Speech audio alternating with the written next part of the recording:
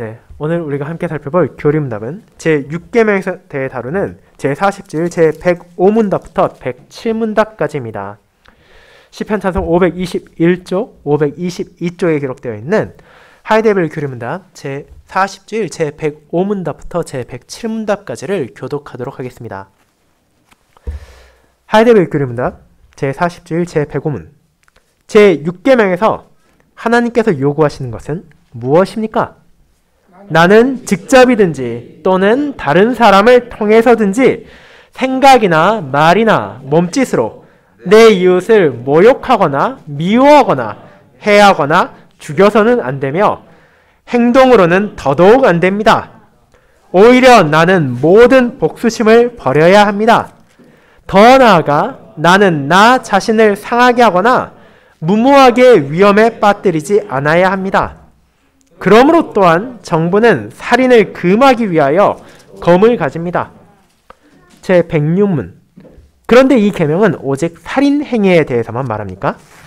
하나님께서는 살인을 금하심으로 살인의 뿌리가 되는 질투, 미움, 분노, 복수심 등을 미워하시며 이 모든 것을 살인으로 여기신다고 우리에게 가르쳐 주십니다. 제107문 그러면 그렇게 우리 이웃을 살인하지 않기만 하면 그것으로 충분합니까? 아닙니다. 하나님께서 시기와 미움과 분노를 정죄하시면서 우리에게 이웃을 자신같이 사랑하고 인내와 화평과 온유와 자비와 우정을 보여주고 할 수 있는 한 이웃을 악으로부터 보호해주며 심지어 원수에게까지도 선을 행할 것을 요구하십니다. 교리문답 봉사 후에는 니케아 신경을 통해 신앙을 고백하는 시편 37편 1절 2절 9절을 함께 부르도록 하겠습니다.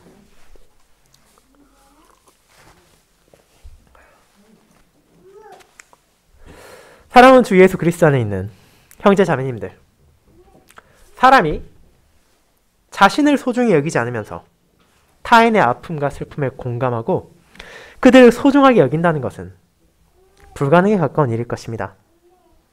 그 무엇보다도 가장 잘 이해할 수 있고 직접 경험할 수 있는 자신에 대해서 가볍게 생각하는 사람이 어떻게 온전히 알지도 못하고 경험할 수도 없는 타인을 아낄 수 있겠습니까? 물론 그것이 완전히 불가능하다고 말할 수 없을지라도 이는 거의 찾아볼 수 없는 아주 희귀한 경우일 것입니다. 그런 의미에서 본다면 오늘날 우리는 점점 남을 사랑하는 것이 힘들어지는 것처럼 보입니다.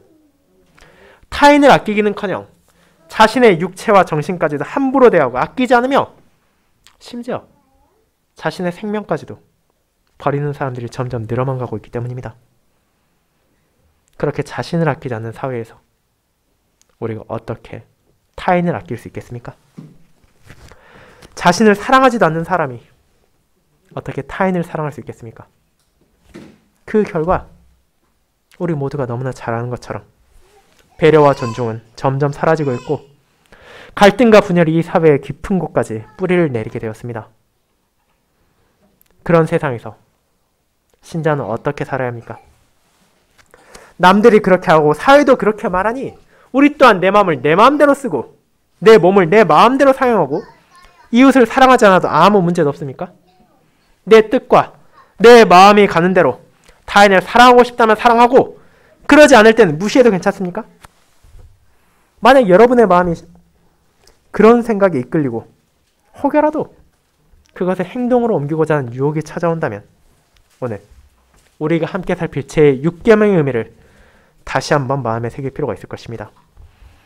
살인하지 말지니라는 아주 간략해 보이는 이 명령 안에서 하나님께서 우리에게 어떤 소명을 주셨는지는 바로 우리 모두가 기억해야 하는 것이기 때문입니다. 이 명령 하에 하나님께서는 그분께서 주신 생명을 받은 자로서 내가 자신을 바르게 이해하고 사랑해야 하며 또 그와 같은 사랑을 이웃에게 베푸는 과정을 통해 그 모든 사랑을 주시고 은혜를 베푸신 하나님의 사랑을 이 땅에 바르게 증거하고 그분께 영광을 돌려야 한다는 것이기 때문입니다. 죄와 비참으로 가득한 세상에 살아가며 여전히 연약하고 부족한 성도가 망각하기 쉬운 이 계명이 말하는 사랑의 원리를 교리문답 제40주일은 설명하므로 성도들이 제6계명에 순종하며 이 세상에 온전하고 아름다운 주님의 사랑을 나타내기를 인도합니다. 저는 그와 같이 오늘 교리문답을 이웃 사랑하기를 자기 자신과 같이 사랑할 소명을 받은 성도라는 제목으로 나누고자 합니다. 그리고 이를 성도가 먼저 자기 자신을 어떻게 바라보아야 하고 자신의 육신과 마음을 어떻게 대해야 하는지를 알아본 후 주님께서 나에게 준 그 사랑이 내 안에서 멈추는 것이 아니라 나의 주변에 두신 형제와 자매, 이웃들을 향해서 뻗어나가야 한다는 것을 고백할 것입니다. 그리고 이를 첫 번째, 자기 자신을 사랑해야 하는 성도, 두 번째, 그와 같이 이웃을 사랑해야 하는 성도로 살펴보도록 하겠습니다. 먼저 첫 번째, 자기 자신을 사랑해야 하는 성도에 대해 알아보겠습니다. 형제자매 여러분, 지난주에 우리는 10계명의 두 번째 돌판, 성도가 자신의 이웃과 형제와 자매에게 어떤 책임을 가지고 있는지를 알아가는 제5계명부터 10계명까지의 내용을 살펴보기 시작했습니다. 자신만 생각할 뿐 남에 대한 생각이 점점 사라져가는 세상에 살아간다 하더라도 신자는 여전히 세상의 풍조나 사회의 기준에 따라 움직이는 것이 아니라 하나님께서 자신의 언약 백성들에게 주신 사랑 안에서 그분께서 우리에게 주신 이웃들을 사랑해야 할 의무가 있기 때문입니다. 그런 두 번째 돌판의 첫 번째 계명인 제5계명을 우리는 함께 보았습니다. 내 부모를 공경하라. 이 명령을 통해 하나님께서는 우리에게 어떤 소명을 주셨습니까? 이 계명은 자녀만이 아니라 실제로는 모든 성도를 향해 주어진 것이었습니다.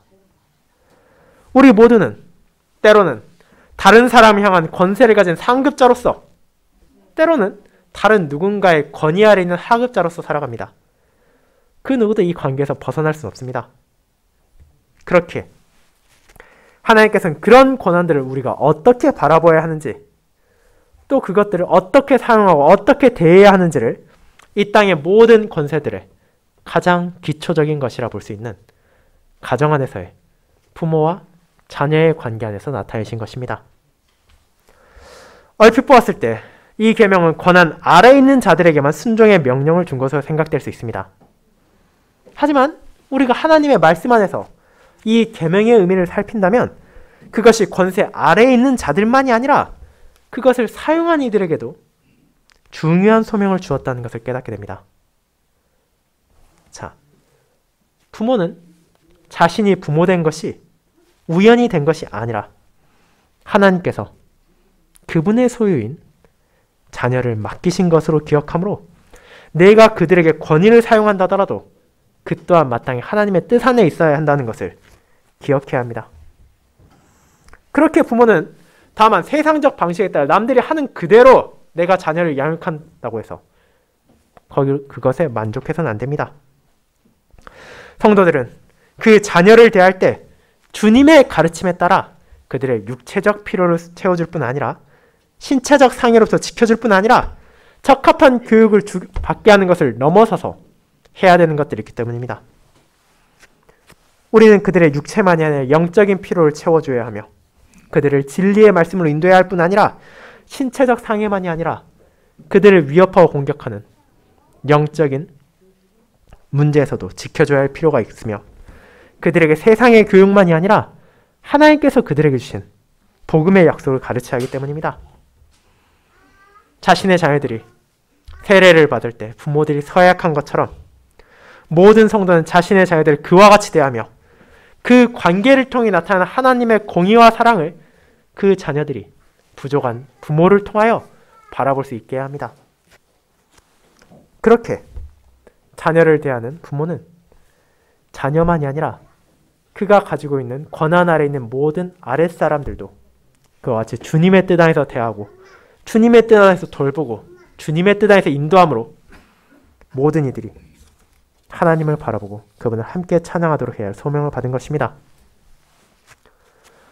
그와 같이 주님의 뜻 안에서 부모가, 상급자가 소명을 받았다면 자녀들과 하급자 또한 주님의 뜻 안에서 소명을 받았습니다.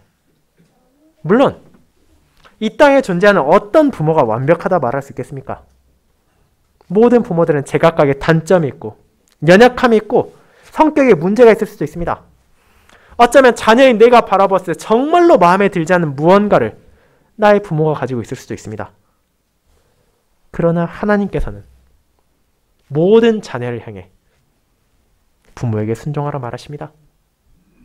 그 이유에 대해 많은 것을 설명한 대신에 아주 간단하게 그것이 옳기 때문이라 말하십니다. 왜 그것이 옳습니까? 그것은 하나님께서 자녀들을 부모에게 주신 것처럼 자녀들에게 부모를 주셨기 때문입니다. 그렇게 자녀는 부모의 권세가 그들 안에서 기인하는 것이 아니라 하나님으로부터 온 것을 인지함으로써 하나님께서 나의 부모를 통하여 지금 이 땅에서 나의 필요를 채워주시고 나를 가르치시고 나를 돌보고 훈계하신다는 것을 바라보아야 하기 때문입니다.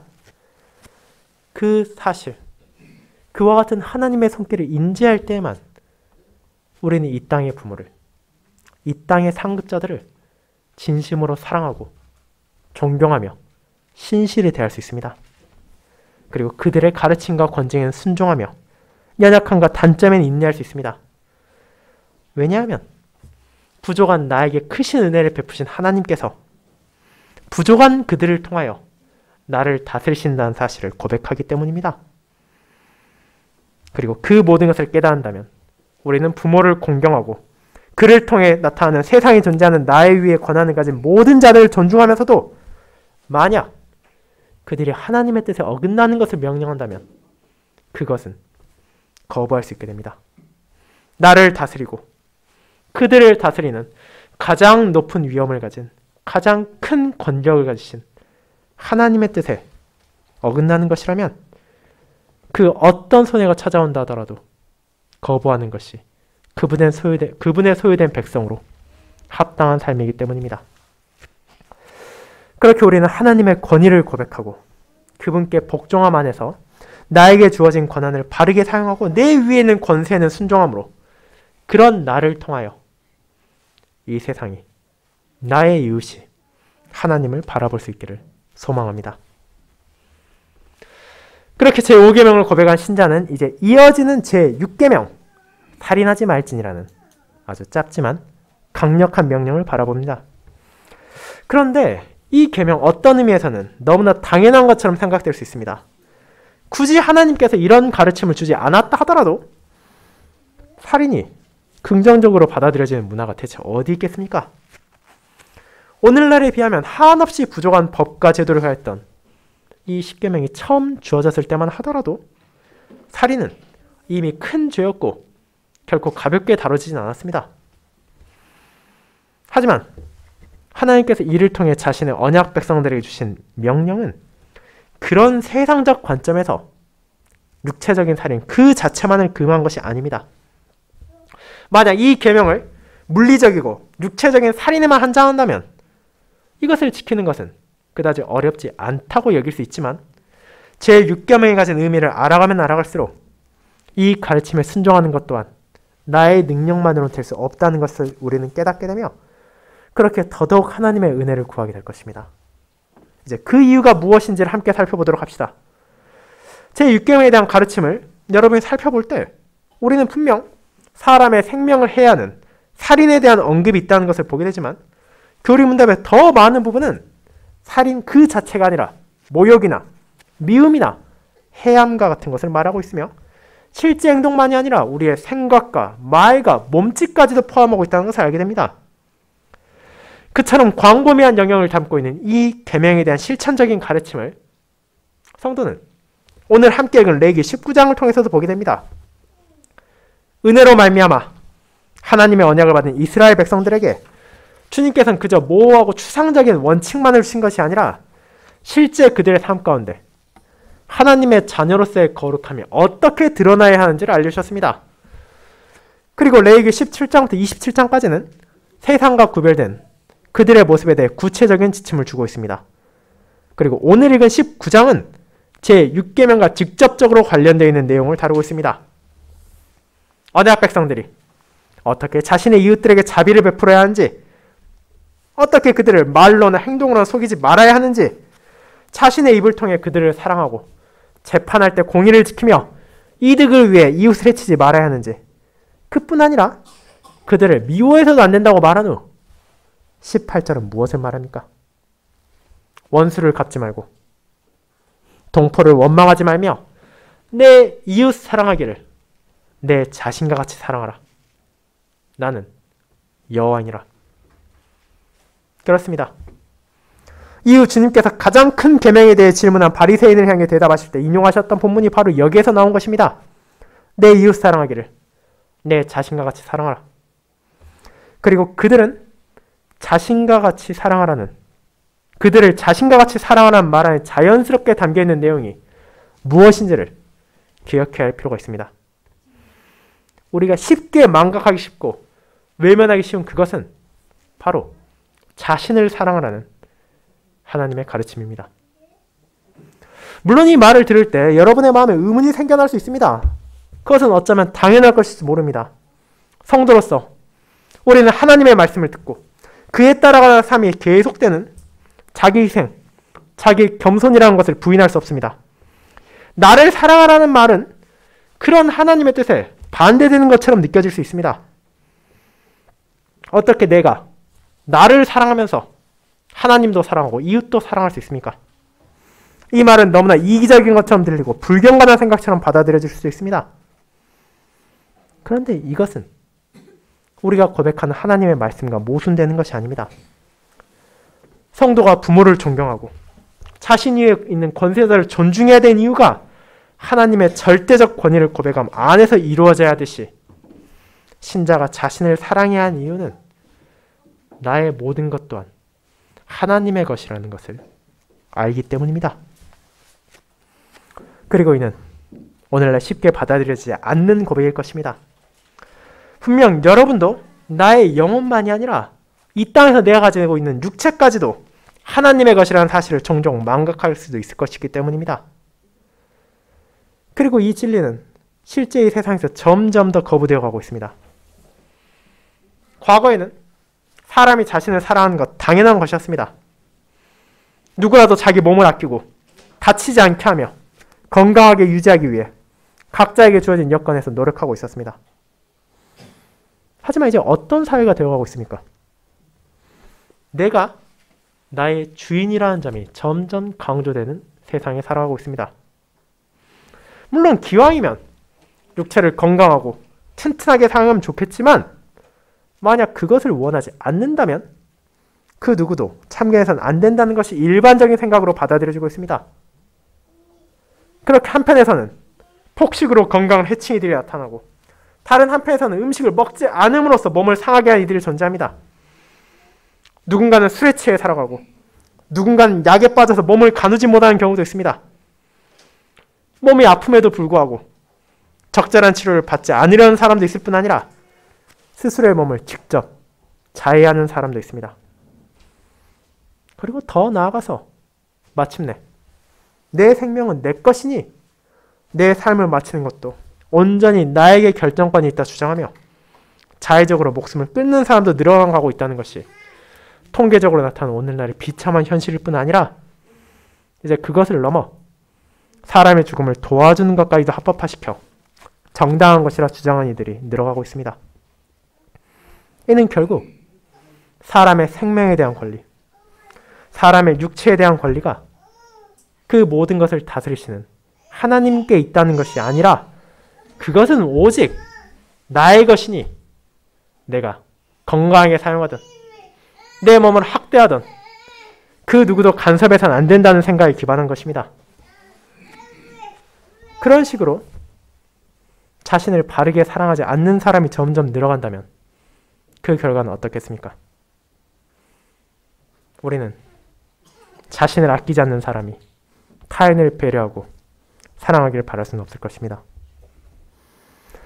그렇다면 이제 신자가 왜 자신을 사랑해야 하는지를 생각해 보도록 합시다.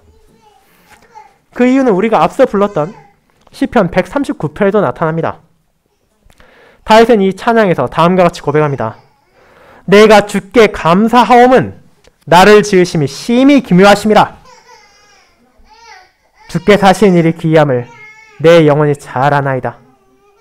내가 은밀한 데서 지음을 받고 땅의 깊은 곳에서 기이하게 지음을 받은 때 나의 형체가 주의 앞에 숨겨지지 못하였나이다. 내 형질이 이루어지기 전에 주의 눈이 보셨으며 나를 위하여 정한 날이 하루도 되기 전에 주의 책에 다 기록이 되었나이다. 시편 139편 14에서 16절입니다. 즉 나의 영혼만이 아니라 나의 이 육신까지도 어느 날 우연하게 이 땅에 태어난 것이 아닙니다. 하나님께서 나의 부모를 사용하셔서 나를 지으셨고 내가 이 땅에 태어나기 전부터 나를 살필 뿐 아니라 돌보고 계시기 때문입니다. 그렇다면 그와 같이 하나님께서 지으셔서 나에게 주신 이 귀한 육신을 함부로 대한다는 것은 얼마나 악한 일이겠습니까? 자신이 육신의 주인이라 주장하며 그것을 자기 마음대로 확대하고 사랑하지 않는다는 것은 결국 하나님의 창조의 권능과 섭리의 손길을 거부하는 반역이라는 사실을 우리 모두는 기억해야 합니다. 그리고 이 사실은 저와 여러분이 교리문답 첫 문담에서 고백한 것이기도 합니다. 우리의 유일한 위로, 살아서도 죽어서도 흔들리지 않는 참된 위로가 무엇입니까? 그것은 다른 무엇도 아닙니다. 내가 나 자신의 것이 아니라 몸과 영혼이 살아서나 죽어서나 나의 신실하신 구주 예수 그리스도께 속해 있다는 것입니다. 그렇습니다. 나의 몸, 나의 영혼, 그것의 주인은 많은 사람들에게는 안타깝겠지만 나 자신이 아니라 신자에게는 그리스도가 나의 주인이라는 것이 바로 위로가 됩니다.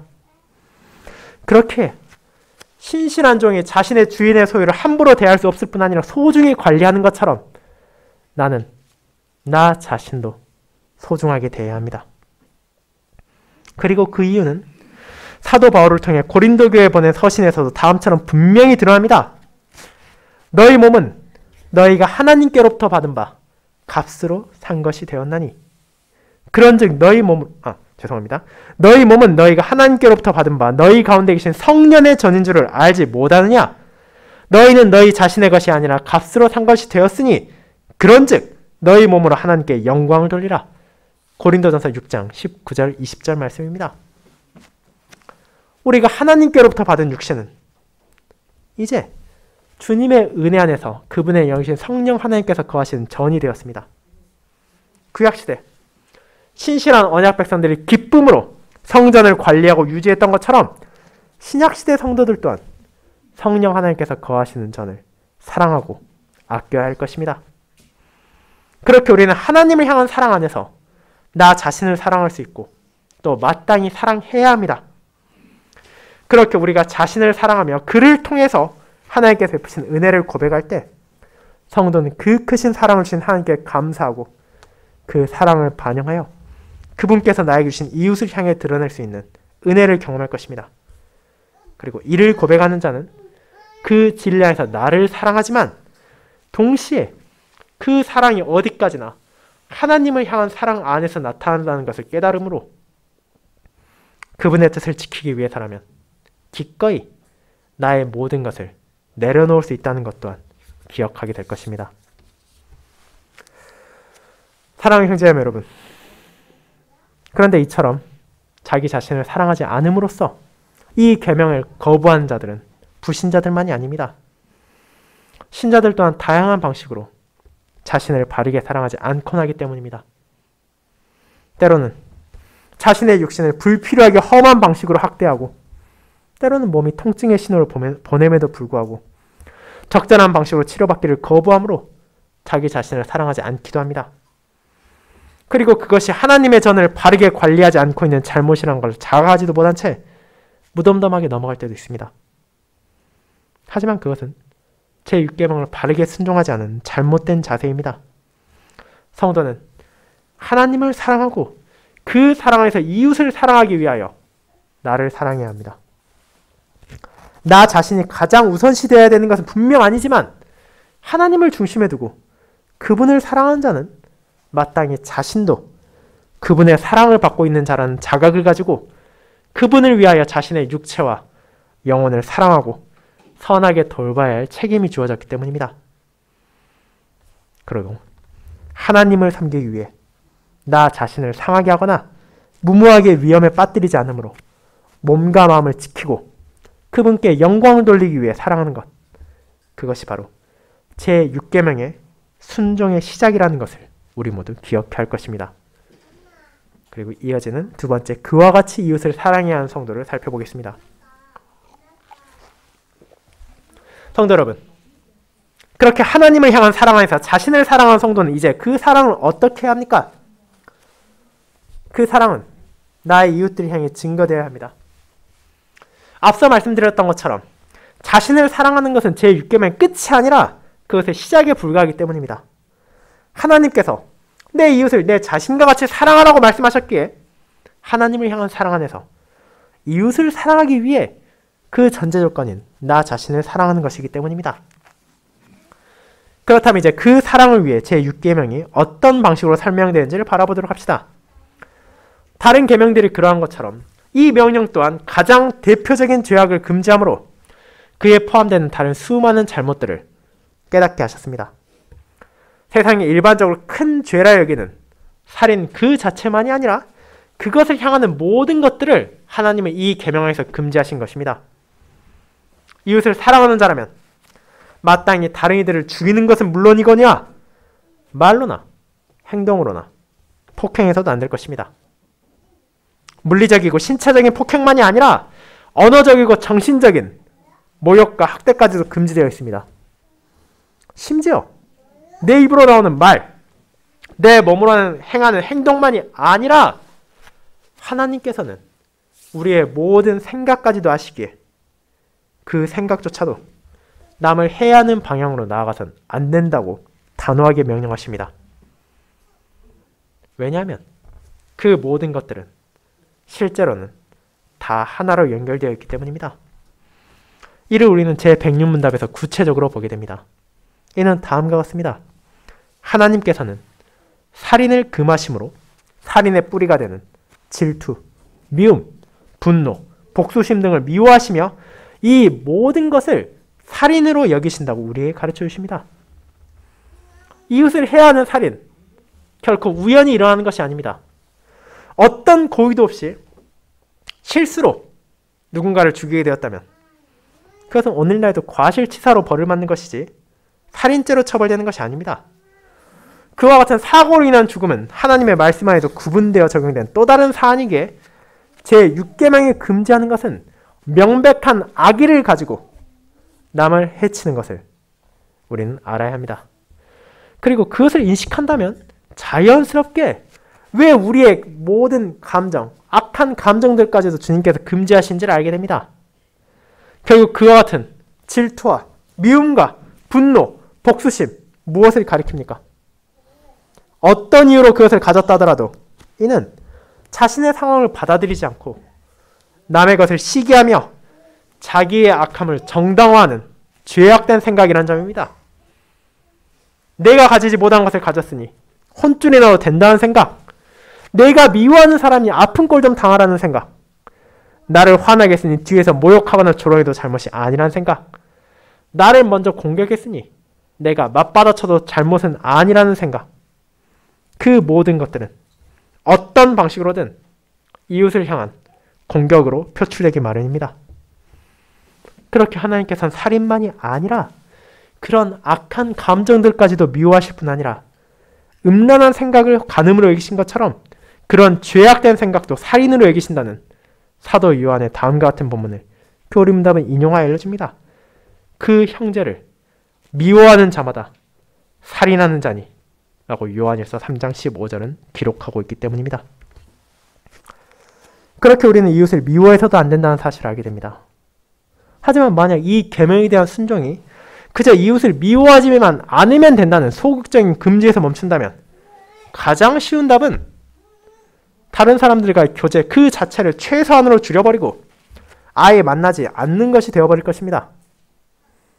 하지만 여러분 제 107문답을 바라볼 때 그리고 이 문답이 인용하는 수많은 성경들을 펼쳐볼 때 하나님께서 그 백성에게 요구하시는 것은 그런 소극적인 깊이가 아니라 적극적으로 드러나는 사랑이라는 점을 깨닫게 될 것입니다. 나에게 금지된 이웃을 향한 살인과 폭력과 악함이 행동에서 멈춰지는 것이 아니라 나의 말과 생각 그리고 나의 몸짓에서 사라져야 하는 것처럼 그와 반대되는 형제를 향한, 자매를 향한 나의 사랑 또한 나의 생각에서 멈추는 것이 아니라, 입에서 나오는 것으로 만족하는 것이 아니라 나의 삶 가운데 행동으로 증거되어야 하기 때문입니다. 그리고 그런 하나님의 뜻, 추상적이고 모호한 것이 아니라 구체적 모습으로 드러나야 한다는 것을 오늘 우리가 읽었던 레위기 19장을 통해서 확인할 수 있습니다. 거룩하신 여호와 하나님의 은혜를 받은 자로서 이스라엘은 스스로를 거룩하게 지켜야 할 소명을 받았습니다. 그런데 이 거룩함이란 그들의 일상과는 괴리되어 있는, 안식일에만 지키면 되는 그런 것이 아닙니다. 9절부터 18절까지 나타나는 모든 명령은 언약 백성들의 삶 그 자체와 밀접하게 연관되어 있습니다. 그들의 생업 가운데 하나인 농사를 지을 때 가난한 사람과 거류민들을 위하여 자비를 베푸는 것, 하나님 앞에 정직하게 행함으로 이웃을 속이거나 피해를 주지 않는 것, 힘없고 약한 자들을 착취하지 않고 그들을 학대해서는 안 되는 것, 지위와 권력에 상관없이 언제나 하나님의 공의에 따라 재판을 시행하고 또 나의 개인적인 이익을 위해 이웃을 해치지 않는 것, 잘못을 범한 이웃을 미워하고 복수심을 키우는 것이 아니라 그들을 견책함으로써 그들의 죄에서 돌이키고 하나님께로 나아갈 수 있도록 인도하는 것. 그 모든 명령으로 하나님은 제6계명이 담고 있는 긍정적인 명령, 내 이웃 사랑하기를 내 자신과 같이 사랑하라는 결론을 선언하십니다. 그리고 그 이유는 아주 간단합니다. 다른 무엇도 아닌 이 명령을 주신 분이 여호와, 언약의 하나님이시기 때문입니다. 이를 주신 분이 과거에도 지금도 앞으로도 동일하시기에 이는 과거 구약시대 언약 백성들에게만 주어진 것이 아니라 오늘날의 성도들에게도 주어진 명령입니다. 물론 이에 따라 살아가는 삶의 방식은 과거와 다를 것입니다. 우리 중 많은 사람은 더 이상 농사를 짓지 않고 그들에게 남겨줄 포도원이나 올리브나무도 없을 것입니다. 그럼에도 불구하고 저와 여러분 동안 나의 삶 가운데 미움과 질투를 버리고 시기심과 분노를 다스리며 하나님의 뜻에 따라 이웃을 인내하고 화평을 나누고 온유함으로 상대하고 그들에게 자비를 베풀며 우정으로 다가가야 합니다. 물론 그것은 결코 쉬운 것이 아닙니다. 하나님께서 우리에게 원하시는 이웃 사랑은 그 범위에 있어서도, 그 깊이에 있어서도 세상이 일반적으로 생각하는 것을 넘어서고 있기 때문입니다. 어떻게 한없이 부족한 내가, 한없이 죄악된 내가 나의 이웃을 그처럼 진심으로 사랑할 수 있겠습니까? 나를 먼저 생각한 대신 그들을 먼저 생각하고 나의 어려움을 감수하면서도 그들을 배려할 수 있겠습니까? 나의 이웃을 바라볼 때 그들의 단점이 크게 보이고 내가 가지지 못한 것들이 눈에 띄는 와중에도 그로 인한 미움과 질시가 아니라 화평과 온유로 그들에게 나아갈 수 있습니까? 그 이유도 내 안에 있지 않습니다.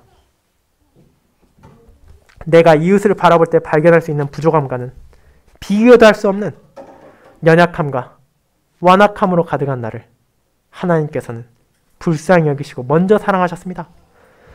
그분께서는 목이 곱고 완고한 백성, 그들 자신 안에는 어떤 가치도 없는 이스라엘을 인내하시고 그들을 화평과 온유로 대하셨으며 자비와 우정을 베푸심으로 약속의 땅 가나안으로 인도하셨습니다.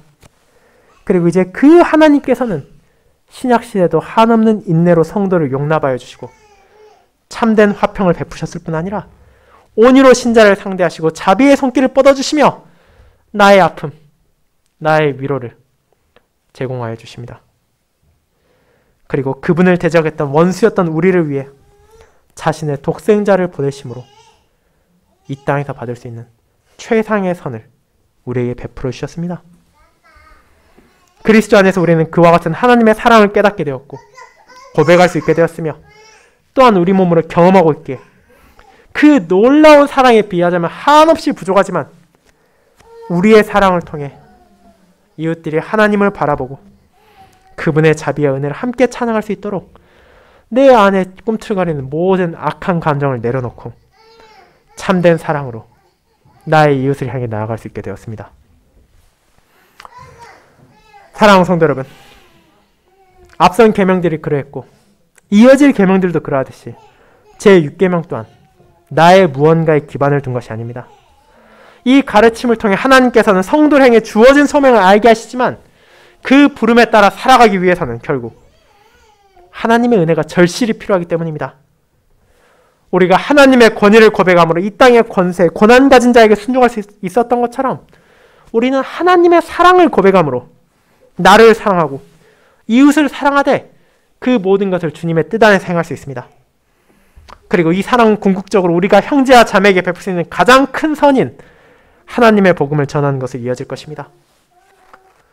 우리가 이웃을 악으로부터 보호할 수 있는 가장 좋은 방법, 우리가 형제와 자매를 사랑으로 돌볼 수 있는 최상의 방식, 심지어 원수를 불쌍히 여기고 그들에게 가장 필요한 것을 알려주는 것은 오직 하나님의 공의와 사랑을 바라보게 하는 것이기 때문입니다.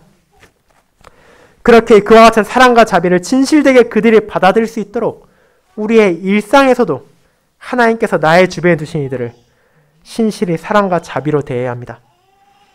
그와 같이 세상과 다른 모습, 하나님의 공의와 사랑을 반영하고 이 땅에 나타내는 모습을 성도들이 한마음이 되어 증거할 때 세상은 참된 사랑이 무엇인지를 바라보게 될 것입니다.